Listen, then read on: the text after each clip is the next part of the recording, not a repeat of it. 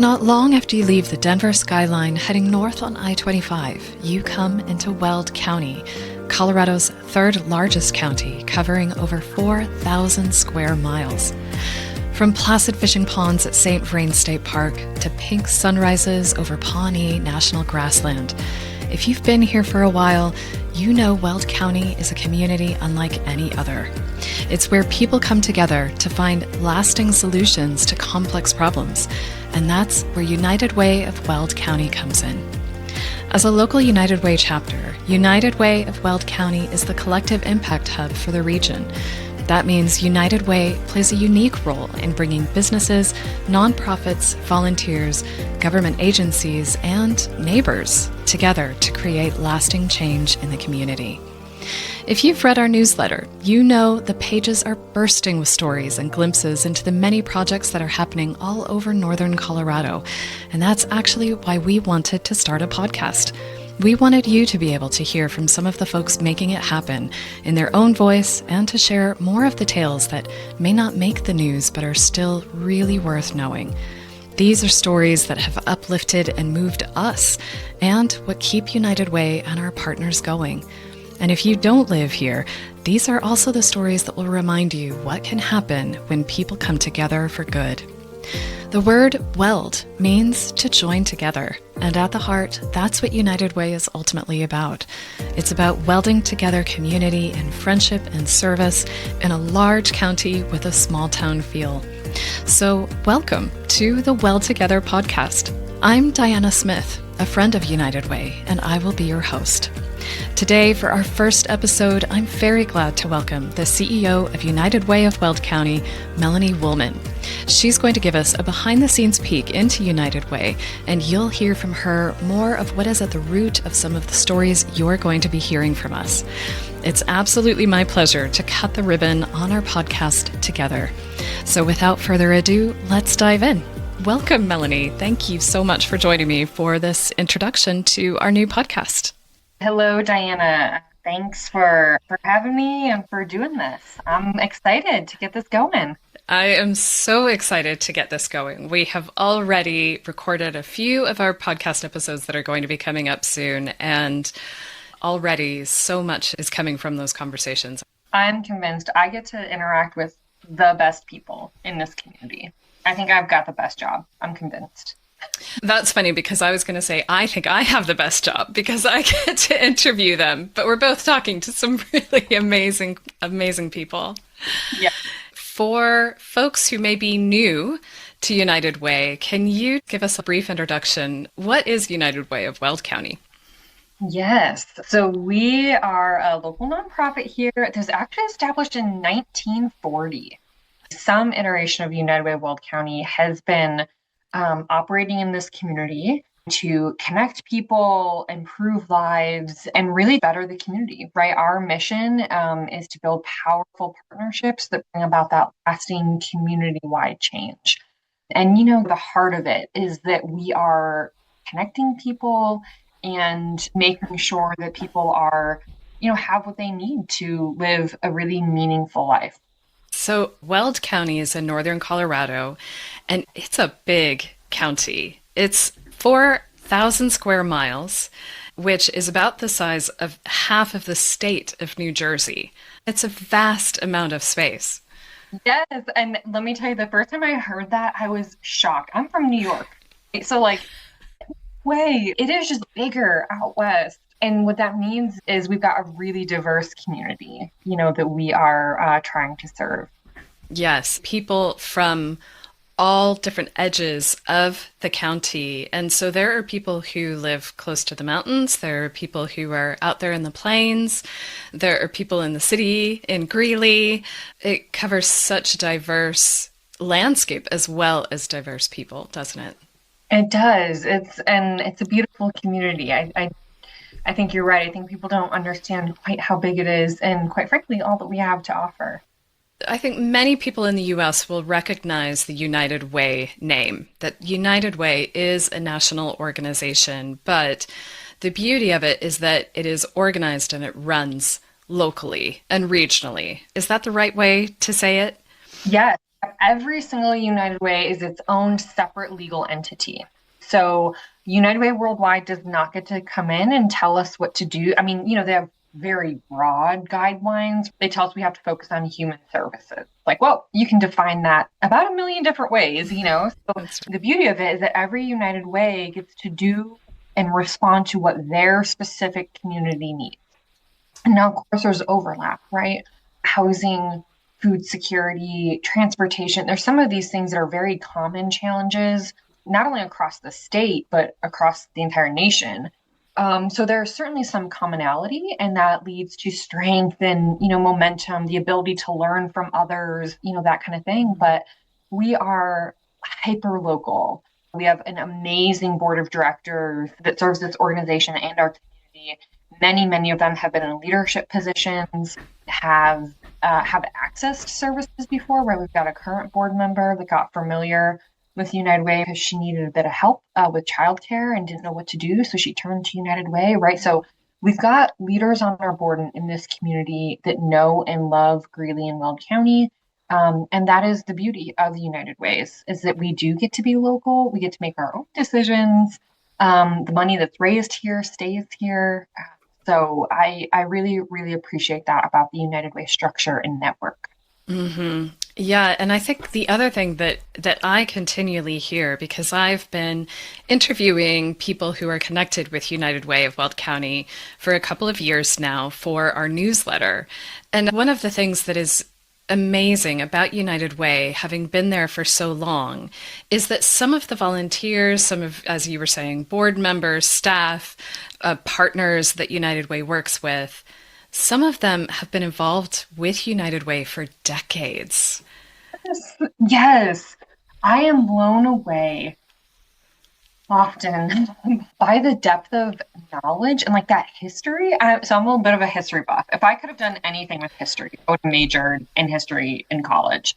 And thank goodness I didn't, because my path led me here, right? But nevertheless, I am really fascinated by those things. And just seeing the things that United Way has been involved in, you hit the nail on the head, right? It's about the people that were involved in all of these different efforts and initiatives over the years that at the time were a response to what the community needed. And that's the other thing that will continue to hear, I know, because I have heard it so often in conversations with people, that the real focus of United Way in the county is to listen first to the community in terms of what's needed. And I almost don't know how to emphasize that enough. We all know that to be human is hard.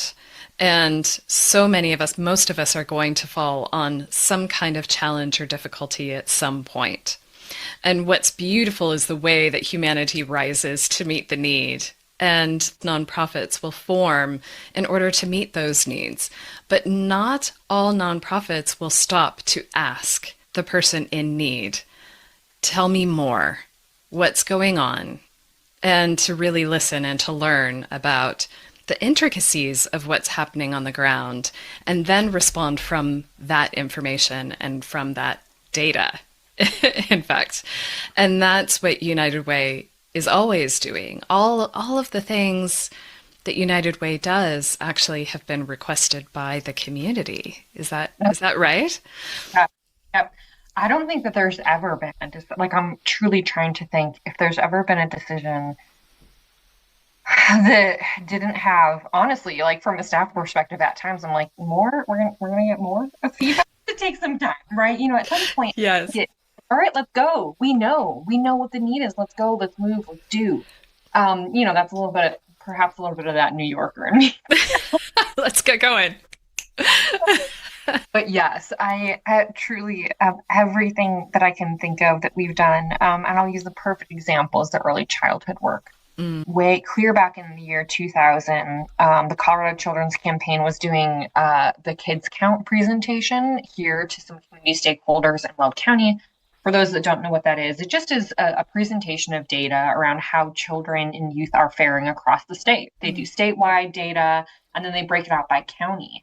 And we realized that children were doing much worse here in Weld County than as compared to certainly the statewide average, and then other neighboring communities. Mm. And we wanted to do something about that. And so what happened is United Way and those community stakeholders convened a meeting, and we created what ultimately were 20 promises to the children of our community. And then a group of, it was the county commissioners and the city and some others then said, and we want United Way to lead this effort, right? Mm. And we are still doing that early childhood work. Wow. Now, it looks different then, but those 20 promises to the children are still at the heart of what we do. And again, here, our community saw this need. The people that care so much about this community came together and said, we have to do something about it. And United Way stepped up and said, we're here. How can we help? What can we do? That was 25 years ago. And here we are still working on those efforts and on different things to help ensure that every single child has a healthy start in life, that they're ready for school, that they're able to learn, all the good things that we want for those kiddos and babies here in Weld. That's such a long-term project. I mean, 25 years. There's a child that could have been helped by United Way as an infant who is now going into having children of their own. That is a lifetime of care that United Way has offered. And it's remarkable that an organization can serve over that period of time. Also, I'm also thinking back to the floods in northern Colorado and how United Way jumped into action to help people in the moment in an emergency situation. I think the nimbleness of response. Yep. And that is a fine balance for us. But disaster response in particular, United Ways are really well suited for that. Particularly our United Way, right? We do run and operate the 211 resource and referral line, right? And so this is the phone number. You can actually text it. You can online chat, all the things, all the great ways that technology allows you to connect today. And what this does is it connects people to resources, right? So rather than calling 911 because they don't know where they're going to get food or shelter, they can call 211. In a disaster, we don't want people calling 911. We want to maintain 911 for life and limb emergencies. And so 211 is really critical. And that is something that, again, for many, many years, our United Way has run and operated that 211 system. We now partner with an entire statewide network of United Ways that are all running 211. We have a statewide database so that no matter where you are or what kind of crisis you face, you have the ability to connect to the system. And again, back to how we started this conversation, it's the perfect tool to connect. That's why it was such a good fit for us to be able to do that, to make sure that people are connected, right? The nonprofit sector and the resources available is so vast. And we want to make sure that people know what's available to them. And so just by nature of the fact that we have this amazing tool that can connect people in times of need does lend itself to, as you said, that nimbleness. And again, in particular with these disasters, right? I mean, that happened with the Windsor tornado. It happened during the COVID-19 pandemic. So we are always kind of prepared to respond and make sure that we can pivot really quickly to respond to those needs that are the most critical when and where we have to. And do I have it right that they can actually talk to a human being when they call that number? Yes, and actually our call specialists here in Weld County, so there was 3 of them, and it's kind of hard to run a call center with 3 folks. That staff down with a Mile High United Way team down in Denver. They've got a call center staff of 39. Oh my gosh. So yes, you get a real human, and I will say I'm pretty proud of the fact that they've got an 86% satisfaction rate. So basically 86% of callers say that they would recommend 211 to a family or friend. And I challenge anybody to find a call center that has that kind of response rate. That's a really good record. It is. And we're proud of we work hard to make that happen. But again, at the core of it, the reason we work so hard at that is because these connections are critical for people, right? Even when they're not in the middle of a flood, right? There are things that are happening to people Hmm. every single day that feel just as big as that. You Hmm. know, when you lose your home, or you have children that are hungry and crying, or you don't have diapers, that feels just as bad for those people. And Hmm. so we have the ability to respond and connect people to other nonprofit partners that can help get them through that little mini crisis that they're experiencing in that moment. Hmm. It's really just incredible. And to talk to the volunteers that are involved with United Way too, there's so much enthusiasm. I just want to give a call out and an applause to all of the volunteers out there because there's so many people that are showing up and their enthusiasm and their excitement, it's so contagious. And that's what helps get it done as well. It does. And we're talking volunteers of all levels, right? It's not just the board as volunteers, it's the folks for us that are, volunteering at the diaper bank or attending even the one day volunteer service projects and things that we have. I mean, the dollar value for 1 hour volunteer time in the state of Colorado is almost $40 an hour. It's like $39 and change. Wow, You that's know, incredible. it is incredible. I don't know that people always believe me or like really truly understand when I say that like time is money, right? Resources are tight right now. Money is, there's inflation and groceries are expensive and all the things, right? And so we always encourage people to be generous with their time if they're not able to be generous with their money. And so giving 1 hour of time is the equivalent of a $40 donation. Mm. $40 can go a long way in a nonprofit. I mean, here we literally calculate the number of days that we can keep the shelter open. We know how much it costs every single day per person to run the overnight shelter. And Is so this we the live, this is the cold weather shelter? yes, yep. So like some days or some years it's April 13th, some years it's April 25th. Like we literally do daily Wow. calculations. And I guarantee you every single nonprofit in town does that. So we're not the only ones. We're sort of all in that boat. And so again, every little bit counts, including those volunteer hours. That's a really significant investment. Mm-hmm. I would love some time to chat about how that works in terms of gifts in kind and volunteer hours, because once you get kind of into the numbers and how that actually applies to nonprofits, I don't think a lot of us know how that actually applies and how that is so helpful. And it really is. So, as we launch this podcast, let's talk about why a podcast? Why start a podcast?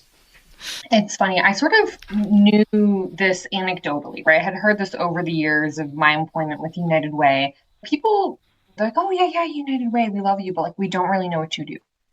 And so I'd heard that anecdotally. And then almost 2 years ago now, we started down a strategic planning process. And that was number one piece of feedback received is that we're so vast. We do so much. We have been around for so long and have pivoted to your point, right? We have pivoted, we've shifted, we've Mm-hmm. changed over time. And people don't quite understand what a United Way does or why United Way, right? I think that they still think that old model that United Way raises money and then gives it out to other nonprofits. And we certainly do that, but there's a lot less of a need now for that, right? People can hop online, visit a website or social media page, and really understand whether or not a nonprofit is doing the kind of work that they want to contribute to. So we oftentimes get that lack of understanding about United Way, why United Way, what do you do? And because we're so complex, but also because we have such amazing stories, I wanted to bring those to life. I could have never imagined how much I would love this community. When I moved out here, I, I, yeah, I truly, I could not have imagined how much I would have fallen in love with it. And we want to highlight that. And that's really hard to do in a social media post or an email or, a newsletter. There's something about hearing directly from the people that know and love this community. I think people will be, we hope, right, that those listening will be astonished to see the scope and scale of not only what United Way is doing, but the entire nonprofit sector, and hopefully find some connection in that. one in six people in Weld County benefit from United Way funded service. And while we wish that weren't the case, that is the reality. We've got an amazing network of people in this community that are working on that. And I'm certain that the folks listening are going to find connections to that. And the idea is to lift those connections up and hope that we can inspire and have people be proud of the work that's happening here. That is a remarkable number. 1 in 6 people in the community have needed United Way's help. Yeah. That's a lot of people. It is. And like I said, we wish that it weren't the case, but I feel like we have a responsibility to respond to the reality, to the challenge at hand. And that is what United Way has always done. Yes. I don't know if you can hear this, but my dog is playing, and I think even she's excited about it. Right. More fan. What I'm excited about for a podcast is knowing that there are so many nuances to the stories that are happening on the ground. And she's having such a good time. Dogs are welcome on the podcast as well. Dogs, babies, children, all are welcome here. There's a 50-50 chance you're going to get one of my children joining us at some point. We'd love to have them on. Yeah, I think one of the things that makes me excited about doing a podcast is having heard some of the stories of what's happening on the ground. They're not just cool stories. This is deep work that's happening. All of these services are working deeply in these issues. And these are complex issues happening in the community. And we're going to be talking more in upcoming episodes about collective impact as a model of approach to solving some of those complex issues. And we're going to be talking about that soon and ongoing because it is such an incredible model. I traveled to another country for a volunteer trip, and we were driving down the road, and we passed this field that looked like it had been cultivated, but nothing was growing on it. And I asked our driver, who was from that area, I said, "What is that field?" And he said, "Oh, well, that is a field that a nonprofit came and cleared out to plant and grow rice." And I said, "Well, why is there no rice growing in it?" And he said, "Because the people here don't know how to grow rice." And they were in a drought. I don't even know if they got enough water in that area to grow rice. But it was this nonprofit that just kind of came in, cleared a field, left some rice, and then left. And what United Way is doing is listening, responding to the needs, and then staying to help actually resolve these needs in these situations. I'm proud of the fact that we're not doing that. In fact, that was actually my draw to work here in the United States, where I thought that I would kind of do similar work, right? That I'd go work abroad and go join the Peace Corps, the whole 9 yards. And I realized I've also had the opportunity to travel, and I realized just how much harm can be done by doing that. And I feel like the opposite of that is United Way. I'll also share a story for you that talks about, and you alluded to it earlier, that sort of generational change and impact, right? That we're here, we're doing the work, and we're committed to it because these barriers, these challenges, things like childcare are going to take generations. And it shouldn't, but it's going to. We can get into that, at a later time. But the perfect example is the other day I had the opportunity to be on a funder panel, right? So there's this thing up here in Northern Colorado called Leadership Northern Colorado, and it is a leadership class that they run once or twice a year that connects young leaders, primarily young leaders, but leaders sort of all walks of life, to one another and to a class that helps them to think about how they can refine those leadership skills and then bring those to the community. And the last class of the session, they bring in a panel of nonprofit funders and then those that are doing some more direct service to just give the folks in the class the opportunity to better understand how they can take these skills that they learned and apply them in real life. And so I was on a panel with 5 other funders. There was the United Way over in Larimer County that joined me. Both of the community foundations joined us, the Bohemian Foundation, and then the Weld Trust, which is another funder here in town. And, we all talked about these great programs and things that we're doing and ways that we're investing in the community.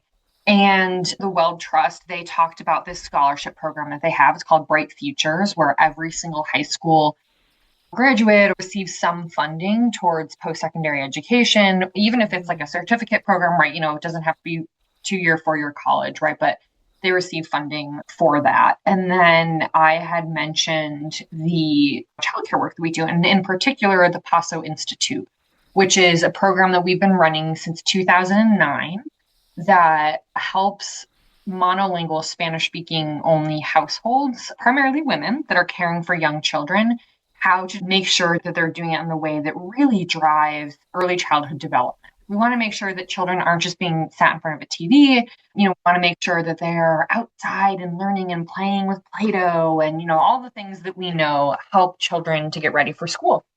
And so we've been doing this since 2009.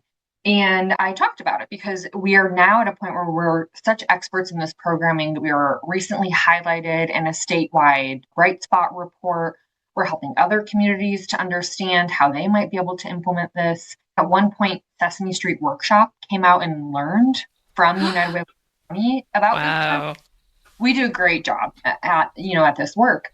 And it's, I think, in large part because we rooted it in equity, and, the women that are teaching the class have gone through the class. They're from those neighborhoods, the whole 9 yards. And so I happened to mention this, and we get all the way through the panel. And of course, it ran a few minutes over because we all like to talk as much as I do about our organization.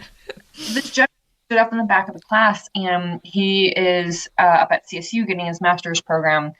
And a part of this class, he's really interested in leadership and community engagement. And he said, hey, I just thank you all, but in particular, I want to thank the two of you. And he pointed to Mike Bond, who's the chief operating officer at the Weld Trust, and me. And he said, my mother went through Paso Institute, and I received a Bright Futures scholarship. And Diana, I almost cried. And gosh, I feel it. I still feel it now. That's it. That is a perfect example of what we do, why we do it for so long, right? Mm-hmm. We make these investments, why every year we're asking people to continue to contribute to these things. It takes a lot to impact generations, but it works. And we're better when we do it together. I guarantee you this young gentleman is better because he received both that scholarship and because his mom went through the Paso Institute training program. He said as much. And certainly we are not the only two organizations that benefited this family. But I'm grateful that we have the opportunity to know and understand that that was the case, because it helps me to articulate back to that question, why United Way? And why do we ask for the same funding year after year? And this is why, because it takes time, but we know that it works. Mm-hmm. There is this daily progress happening that is under the radar. We're not going to hear about these things in the news. They're not going to go viral, most likely, on our social media feeds. But these are the stories that are human stories of real change happening in very complex problems. And this is why we're here, right? This is why we're doing this podcast, so we can hear these stories. Yep, that's exactly it. And I agree. Those are the little gems, the human stories that I think so often nowadays get lost. Well, we want to highlight those. Like I said, I get to see those, interact with folks every day. And if we can share a little bit of that with all of you listening, that's the hope, that's the goal. I think we could all use a little bit more of that right now. Absolutely. It's so hopeful when I get to hear these stories And I just know that as we get to talk with more people and we get to hear from them and their own experience in their own words, what they're involved in, what they're seeing that we may not have been able to see because we're not there, there's so much hope actually that comes out of those stories. You hear the dedication, but you also hear of the change that's happening, and you can't help but feel better about the world. Just because we're not seeing these things happening doesn't mean that they're not happening. And now we get to learn about them. Yes. And thank you for helping us to lift these stories up. I hope that everyone listening ends up with their cup filled at the end of every episode, and that they feel good about our community, and perhaps that they're a little bit more motivated, even more than they already are, to invest and be generous for our neighbors and for others perhaps that we don't even know. That's right. And maybe finding different activities, different events, different ways to get involved in the community that you may not know exist, but that are actually happening in Weld County. So this podcast, we hope, will be a great introduction to all of the different varieties of ways that you can get involved. As we like to say, that you could give, advocate, and volunteer to make Weld County an even better place to live. Yes, and we hope that y'all come back and listen. With every new episode, certainly there will be something new to share. And as Diana mentioned, right, I believe that in that idea that a rising tide lifts all ships. So you'll hear from us at United Way a little bit. You'll hear from volunteers. You'll hear from other nonprofits. You'll hear a little bit of everything. And at some point, you might even hear from somebody that you know or that you've interacted with. That's right. That's right. Oh, well, thank you so much, Melanie. This is a great way to toast to a new podcast and to begin this first of our podcast seasons. And can't wait to hear more. Thank you. Give, advocate, volunteer. We encourage you to join the caring power of the United Way of Weld County community. Visit unitedway-weld.org, where you can learn more about our projects, find great volunteer opportunities, and donate. Special thanks to our cornerstone partners, our leadership givers, and the many individuals who make our work and this podcast possible. The music you heard today is by Alex Productions. I'm Diana Smith, your host, and thank you again for listening to the Weld Together podcast. Until next time, be kind to yourself, be kind to others, and remember, a little good can go a long way.